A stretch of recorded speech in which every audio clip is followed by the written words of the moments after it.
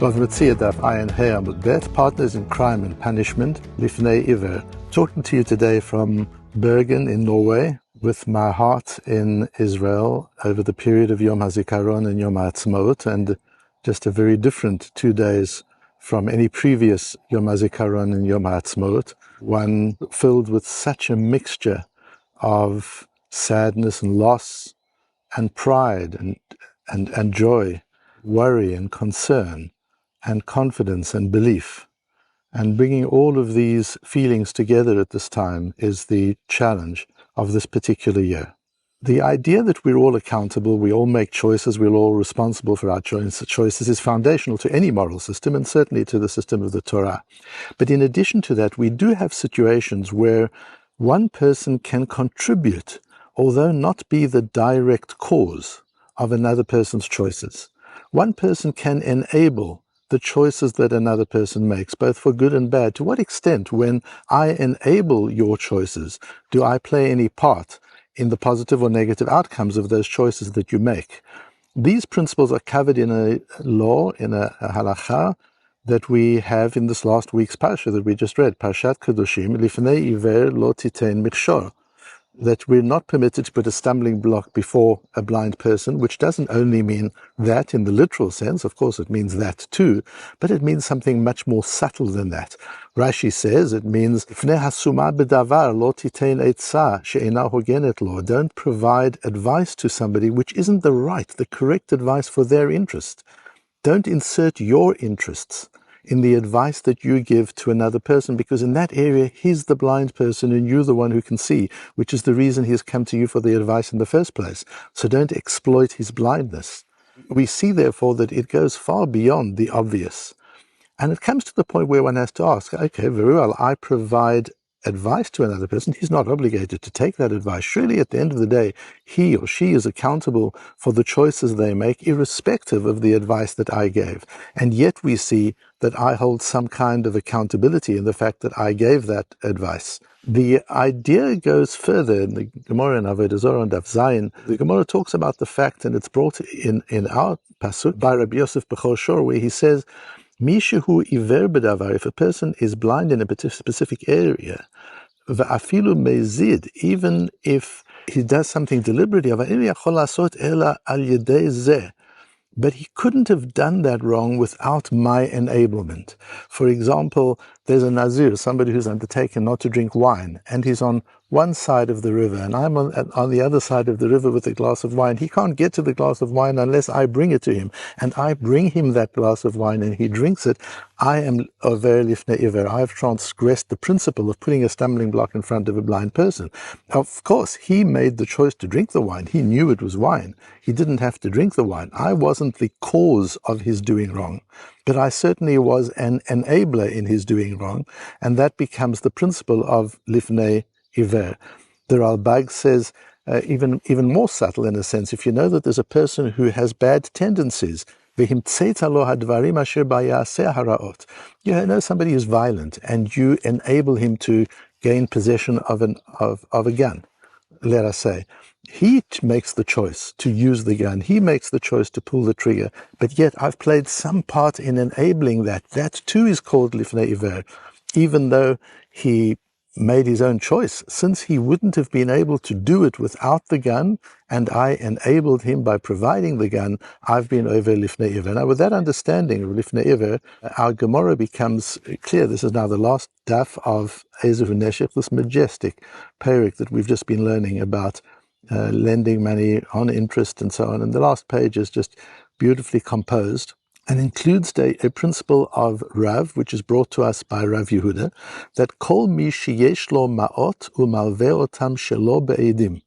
If a person has money and lends that money, but without witnesses, he just lends it on trust. One would think that's a wonderful mitzvah. Firstly, I'm lending the money, I'm enabling the other person to have access to capital.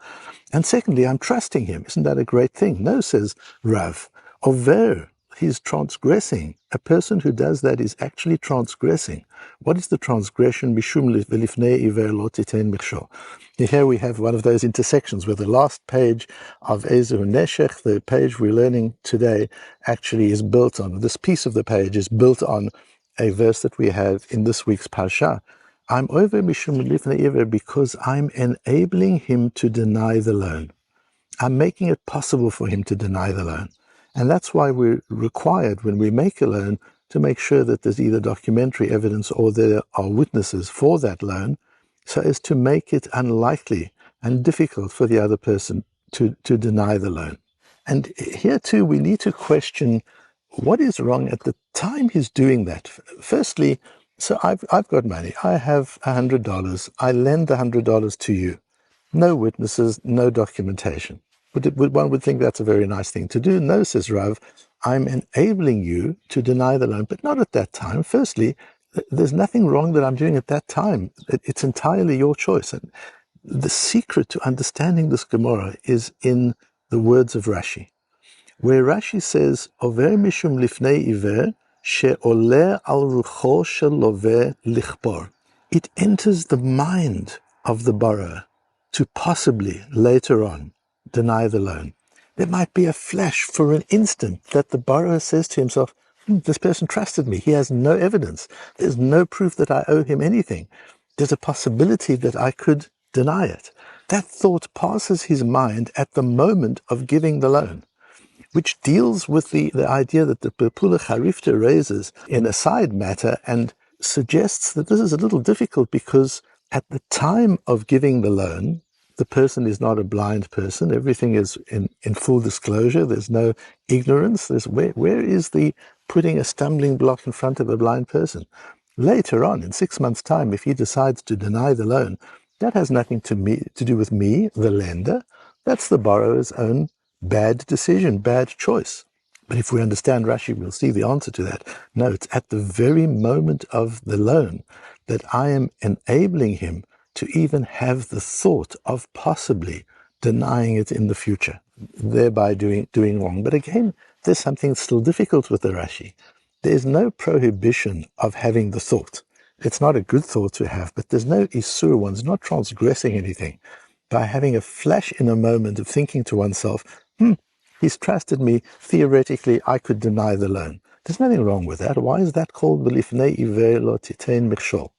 And here we need to go deeply into an understanding of the idea of a michshol, a stumbling block. So the idea of lifnei iver, this idea of misleading a blind person, is not that I totally cause the wrongdoing. I put a stumbling block before him. It's not inevitable that he's going to trip over it. He may step over it. But if he does trip, it's my stumbling block that enabled that trip. If my stumbling block wasn't there, he wouldn't have tripped.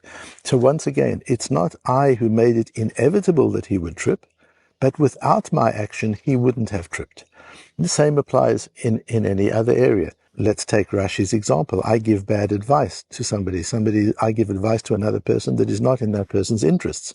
He doesn't have to follow my advice, nor is it inevitable that he will follow my advice.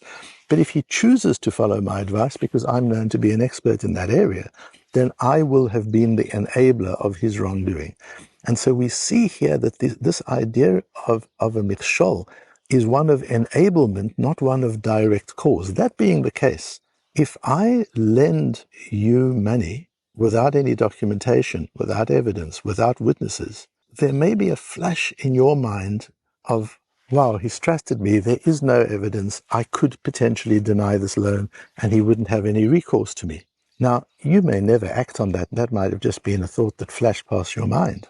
But in the event that you do act on it, that action was triggered by the thought at the time of the loan. And I, the lender, enabled that thought. So the thought is the michshol. The michshol, the stumbling block, is not the denial that comes later on. The stumbling block is the thing that I put there now, which might later cause you to trip up on your own thought. And the tripping up on your own thought is something that was enabled by me. I made it possible for you to trip up on that thought because I put that thought there in the first place. And so we see this idea of a michshol, something which participates in wrongdoing, something which is part of the wrongdoing. It's not the total cause of the wrongdoing. The cause of the wrongdoing is the person's own choice, the person's own decisions. But if there's something that I've created which plays a part in that choice and enables that choice, that becomes a part of the wrongdoing, and I become partially responsible for the wrongdoing. We see that same idea further on in Parshat Kedoshim, where we have the din in Perek Kaf, Pasuk Tetvav, V'isha sheyiten shechovto bivhema. If a man has a bestial relationship with an animal, mot yumat, he is guilty of death. Ve'et habehema taharogu, and you shall also kill the animal with which he had that bestial relationship. Asks Rashi, Im Adam chata habehema ma chatat. I understand the man made a choice and executed that choice into action, and that choice was a prohibition of the Torah, an act of bestiality, and for that there's capital punishment. But why the animal? What has the animal done wrong? The animal played no part in this choice. Explains Rashi, the fact is that animal enabled the wrongdoing. If there was no animal, there would have been no sin. So it's not about the decision. There are two parts to the transgression. There is the choice to act, and there is the vehicle by which to act. The vehicle by which to act is part of the wrongdoing, and the creator or enabler of that vehicle is partially responsible for the wrongdoing. A person takes a gun and shoots another person, murders somebody, that's an act of murder committed by the murderer, by his choice, by his volition, and by his action.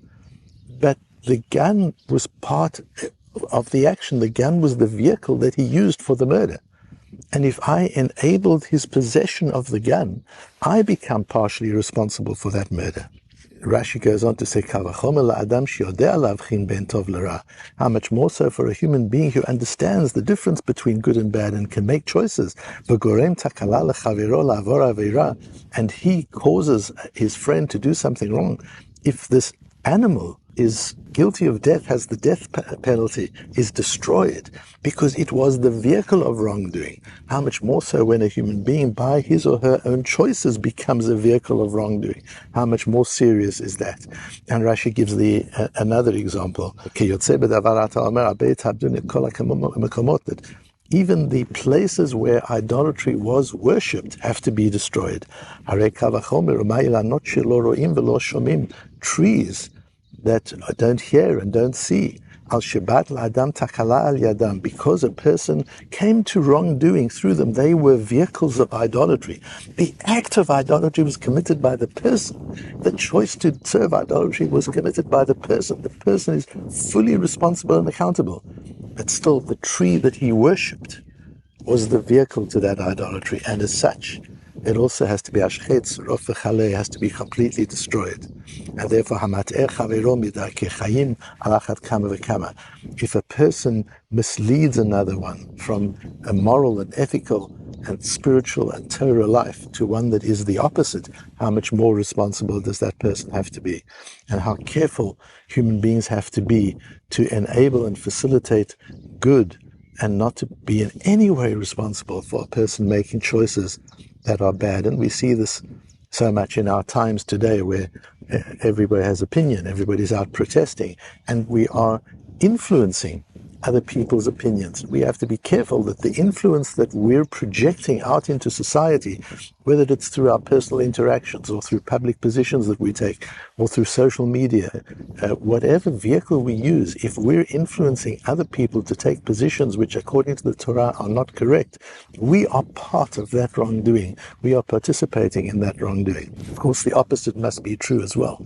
If the vehicle for wrongdoing is part of that wrongdoing, and if the enabler of the vehicle for wrongdoing is partially responsible for the wrongdoing, then surely the vehicle for good is elevated. And surely the person who enables a vehicle for good is partially credited with the outcome of the good that results from that.